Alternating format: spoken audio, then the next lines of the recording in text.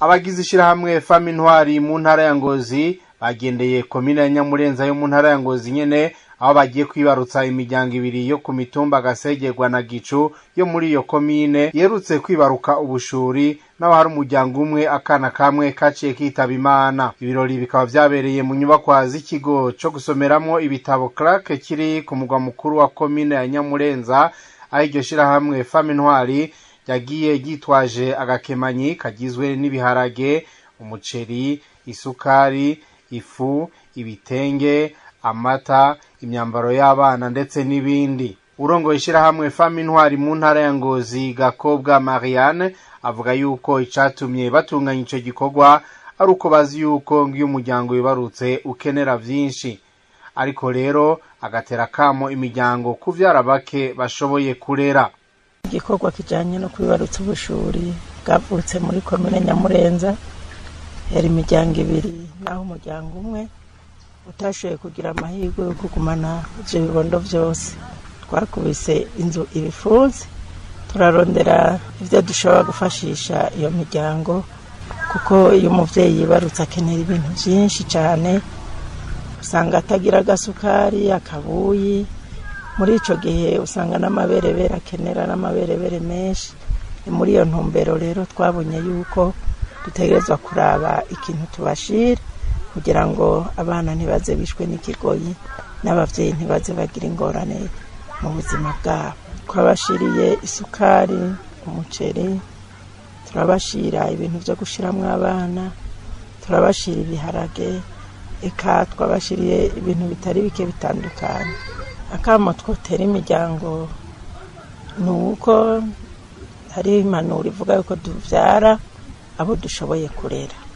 Muri ico gihe rero Imana irahezagira, ariko natwe ntitwokwiyibagira, kuko barasemerera buri munsi ngo tuvyara abo dushoboye kurera, kuko uburyo bwaragabanutse, amatongo yaragabanutse, kumbure uko abakera babayeho sikaba ubu tubayeho. Ni muri iyo ntumbero rero tugerageza guhimiriza kugira ngo abana bavuke ku rugero ruhagije. Iyo dushoboye gusanga hari habumva umugambi turabivuga, uko abumva umugambi nitwokekeranya barahari, nkuko hariho n'abatarawumva. Muri ico gihe rero tubandanya dutanga impanuro. Ku ruhande rw'iyo miryango iheruka kwibaruka ubushuri, irashimira abagize ishirahamwe Fami Ntwari mu ntara ya Ngozi kuba babiyumviriye ko bakamenyesha yuko akamo babateye ko kuvyara abo bashoboye kurera bakumvise.